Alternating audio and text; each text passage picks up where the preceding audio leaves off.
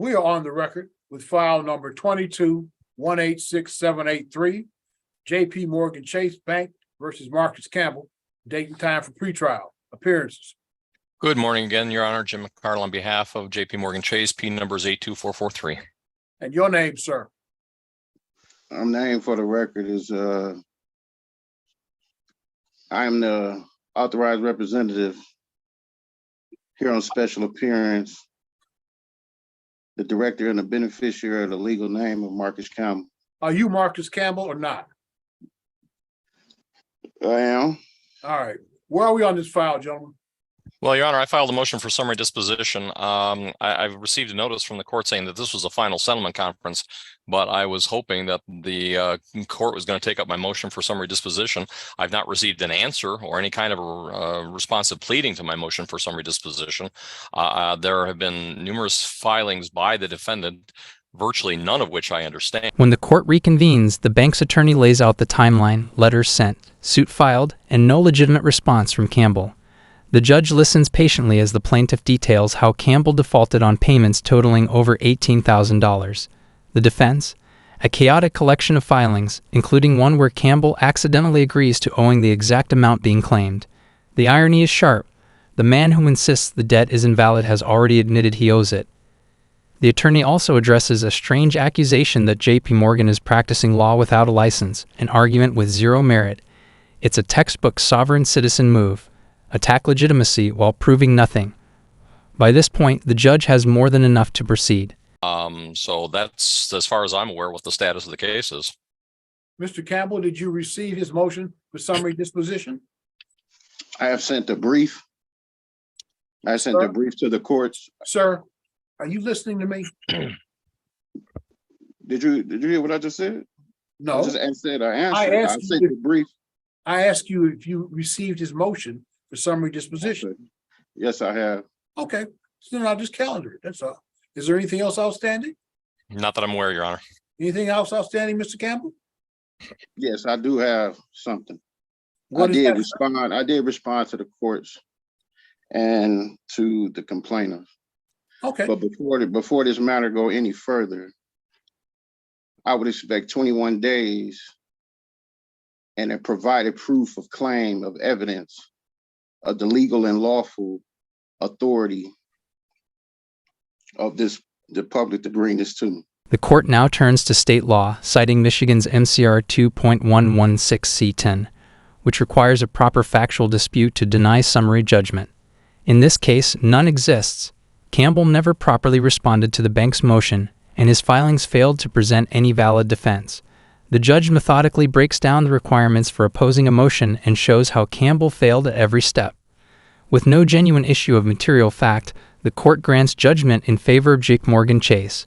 The amount owed, $18,610.79, is entered officially. Campbell is informed of his right to appeal, though it's unlikely he'll succeed without legal help. And just like that, loss number 1 is recorded. Sir, you can file whatever motion you want. Right now, I'm going to calendar Mr. McCardle's motion for summary disposition. That if you want, you say you filed an answer to it, we'll be prepared to go forward then. The motion for summary disposition, gentlemen, will be heard April 10 at 11 o'clock. We are going to call file number 22-186783, J.P. Morgan Chase versus Marcus Campbell, date and time for a motion for summary disposition. Could I have your appearances? Of course, Your Honor. Jim McCardle appearing on behalf of J.P. Morgan Chase. Bar number 82443. And your name, sir? Marcus Campbell in special appearance. Mr. McCardle, this is your motion. Yes, Your Honor. Your Honor, we had issued demand to the defendant on March 15th of 2022. Receiving no answer, we then filed suit against the defendant on May 13th of 2022. Proof of service was finally obtained on September 26th of 2022. The answer was filed on November 14th of 22, and then we subsequently filed our motion for summary disposition on 12/15/2022. Next up, Portfolio Recovery Associates takes on Campbell in yet another credit-related lawsuit. This time, the plaintiff's lawyer appears ready to present their motion for summary disposition.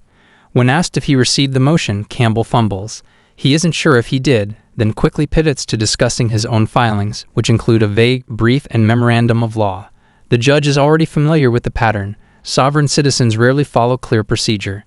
Despite the confusion, the court accepts Campbell's paperwork as an answer to the motion.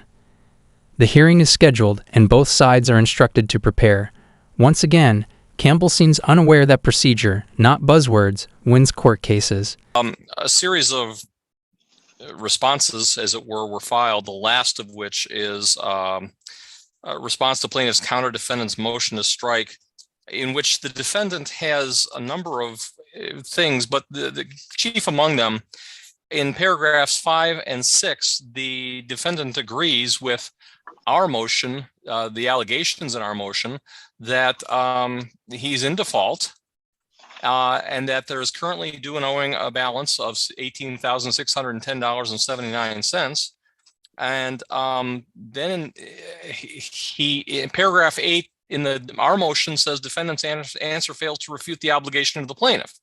The response is defendant counter plaintiff agrees. However, defendant counter plaintiff's pleadings are not redundant, immaterial, impertinent, scandalous, or indecent in manner. So I'm not sure what that's supposed to mean. The upshot of this is, Judge, there's one other thing. He suggests in his paragraph 1E that my client is practicing law without a license. Well, we're here on behalf of our clients, so my client corporation is not acting without an attorney, so that's irrelevant. So basically what I'm asking for is judgment in the amount of $18,610.79, in essence, because the defendant has agreed that he owes the money. The second hearing kicks off, and the plaintiff outlines the timeline of a debt totaling $3,171.94. The credit card was opened in 2018 with the last payment made in 2021.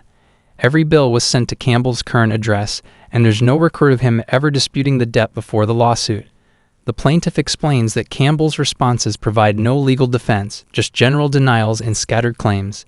The judge then acknowledges Campbell's brief and assures him that it's part of the official record. However, despite Campbell's insistence that he never contracted with the creditor, the court remains unconvinced.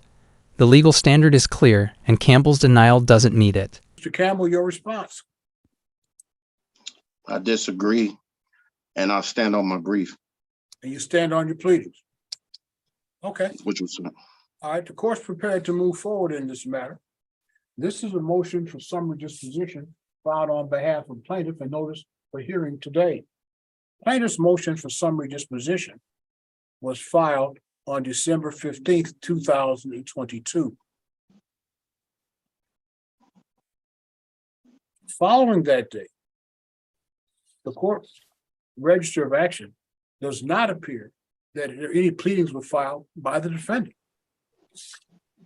Michigan Court Rule 2.116 G4 is relevant here.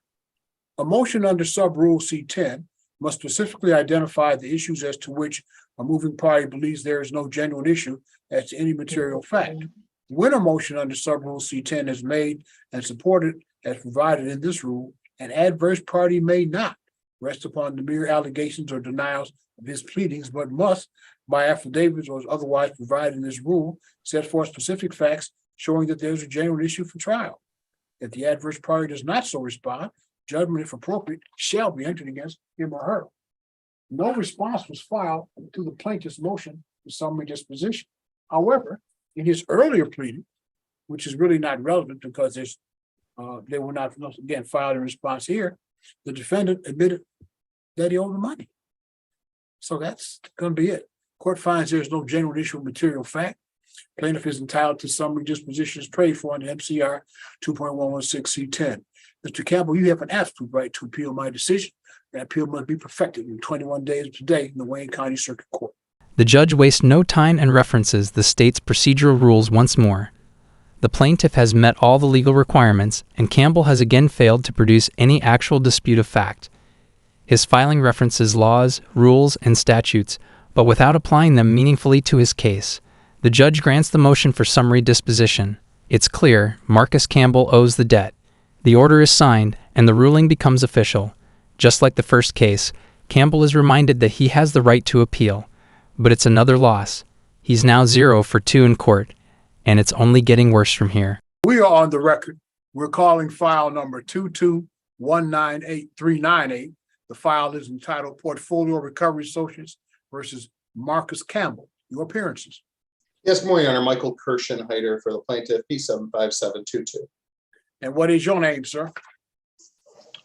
Marcus Jamel Campbell in special appearance for In special appearance for what, sir? You filed an answer here. All right. Marcus Jamel Campbell special appearance. First thing I want to know is Mr. Kirshenheiter has filed a motion for summary disposition. Did you receive that motion, Mr. Campbell?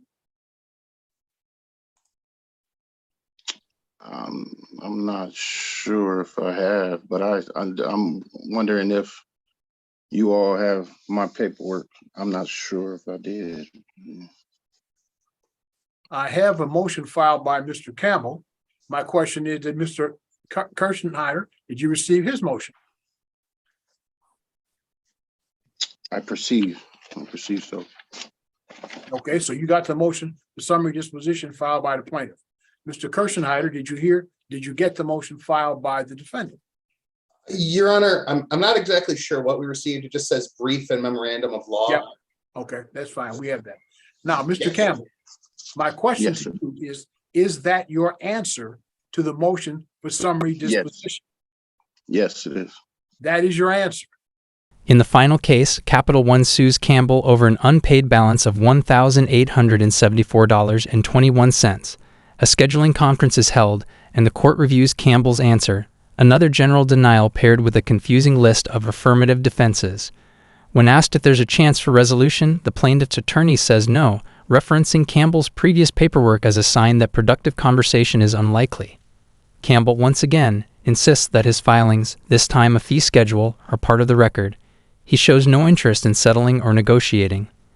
It's clear he plans to take this case down the same chaotic path as the others. Okay, so then neither side wants any discovery, and all I need to do is calendar your motion. Is that what you're both telling me? Yes, as long as Okay, here's what we'll do. The court will calendar for May 1st at 11 o'clock, plaintiff's motion for summary disposition. We will receive Mr. Campbell's pleadings denominated brief and memorandum of law and proof of service as the answer to that motion. This is 22198-398 Portfolio Recovery Associates versus Marcus Campbell. Date and time for a motion for summary disposition. Could I have your appearance? Good morning, Your Honor. Jeff Werber, P67124 on behalf of the plaintiff.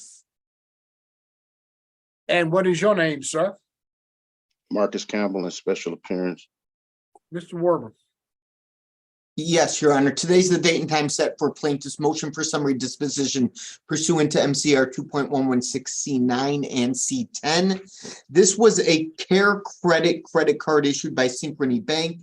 It was opened up on November 29, 2018. As the invoices attached to the motion reflect, the last payment made on this account was June 30th, 2021. At the time of charge off, it left a balance of $3,171.94, the exact amount the plaintiff filed the lawsuit for. Those monthly invoices were all mailed to the defendant at his current address, which he placed on his answer and his response to the motion for summary disposition. Defendant made payments on this account for almost 3 years and has not shown that he ever objected to those monthly invoices that he received in the mail. He filed a general denial answer and a lengthy response to plaintiff's motion, but neither provide this court with the genuine issue of material fact or a true defense to this motion. So plaintiff requests that the court grants its motion for summary disposition today. Mr. Campbell. Yes. Your response, sir. I sent a brief regarding the denial. Yes, the No. court had the opportunity to read your brief. And I thought it was an interesting set of matters that you set forth here. Despite the lack of cooperation, the court offers Campbell one final opportunity. A discovery schedule is put in place. giving both parties 60 days to request documentation, submit interrogatories, and clarify facts before trial. The return date is set for June 13. The judge explains that this is Campbell's chance to participate properly and prove he has any legal standing. But it doesn't take long to see how this will end. The opportunity is there, clear instructions, a chance to submit real evidence. But Campbell's behavior suggests he won't take it seriously. This is his final warning before judgment falls again. But I'm prepared to rule on this matter. Is there anything else you want to say in addition to what was filed? Right. I have not contracted with them, and I do not wish to contract with them now. I just want to make sure that the brief is on the record, though. I see your brief and memorandum of law and proof of service. Yeah. So all of that is on the record. I see it's That's all I- filed here, and I see Yes, sir. all. That's all I know. I know, for example, that you cite federal rules of civil procedure. I know, Right. for example, that you cite 28 USC 2403. I Mhm. further note, you cite MCR 2.614. Okay, I'm prepared to rule. Yeah. Having had an opportunity to read the pleadings both by Mr. Werber and by Mr. Campbell, the court is satisfied that there is no genuine issue of material fact. The motion for summary disposition under MCR 2.116 C10 will be granted. I'll send you gentlemen out of order. Did you attach an order, Mr. Werber? Yes, Your Honor, there is an order attached to plaintiff's motion. It's right before all the exhibits. I see it. I see it. All right, the Right. court will enter that today. Mr. Campbell, you have an absolute right to appeal my decision. That appeal must be perfected within 21 days of today in the Wayne County Circuit Court. When June 13 arrives, the court is ready. But Campbell is nowhere to be found. The judge notes the absence and asks the plaintiff's attorney for any contact updates. None are reported. There's been no response to the motion, no further filings, and no sign of intent to participate. The court reviews the plaintiff's submitted evidence and finds that all procedures were properly followed. With no opposition and no valid defenses raised, the judge concludes there is no genuine issue of fact. The motion for summary disposition is granted once again. And with that, Campbell's third defeat is entered into the record. All right, this is case number 22196913. This is Capital One versus Marcus Campbell. The matter is before the court set for a status and scheduling conference. And I'm looking for Marcus Campbell. If you're on the Zoom, please say something at this time. Yeah, Marcus Campbell and special appearance. All right, thank you, Mr. Campbell. All right, today is the date and time set for a scheduling conference regarding this matter. It appears that this is a complaint wherein the plaintiff claims that there is a total amount of $1,874.21 that's owed as a result of a Capital One bank account in this matter. All right, and I received an answer that was filed in this regard, and it appears that the answer is a general denial of any claim of obligation regarding the indebtedness. Counsel, has there been any opportunity for the parties to talk about whether or not this matter could be resolved? Your Honor, I've not spoken with Mr. Campbell today. Based on some documents that he filed and sent to our office, I don't believe it will be helpful to speak as far as getting it resolved. My office will be filing a motion for summary disposition. Right. Anything you wish to say at this time, Mr. Campbell, regarding whether or not there is a prospect of resolution in this matter, sir? No, sir. I just want to be sure that my proof of service, my brief, and my fee schedule is on the record. That's all I need. All right. What I've received, and I've received your answer to the complaint in this matter, as I've indicated previously. That was filed with the court on March the 10th, and that answer sets forth a 23 count response, and then it sets forth affirmative defenses items 1 through 9. That's what the court has received. All right, I am going to set this up on a schedule, allowing the parties to engage in the practice of discovery, that is to request any information that you may need from the opposing party in writing, and that information will be turned over. This process also allows for the submission of interrogatory sets of questions allows for requests to admit and other items of discovery that may be allowed under the court rules. Accordingly, I'm going to put this on a 60-day schedule with the return date in this matter set for the 13th of June, 6/13, 23. Defendant in this matter, Marcus Campbell, or anyone representing Mr. Campbell. If you're on the Zoom, please say something at this time. The matter is set on for 9:30 a.m. It is now approximately 9:39. Let me ask you, counsel, have you had any contact with Mr. Campbell? Any response to the motion for summary disposition? Update me on any information that you may have at this time. No, Your Honor, no response to the motion and no contact from defendant.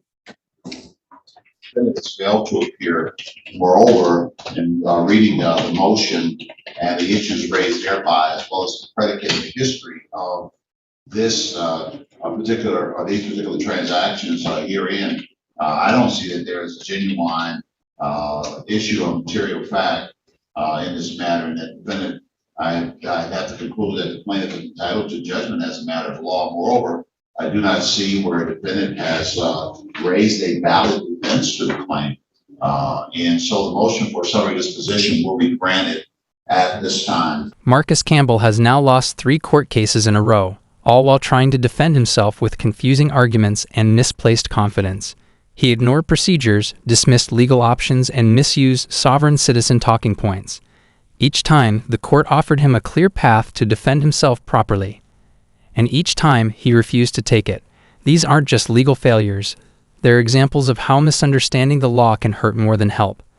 As the video wraps up, the narrator heads from Bratislava to Vienna, promising more courtroom chaos ahead. Viewers are invited to like, comment, and subscribe for the next round of legal absurdity.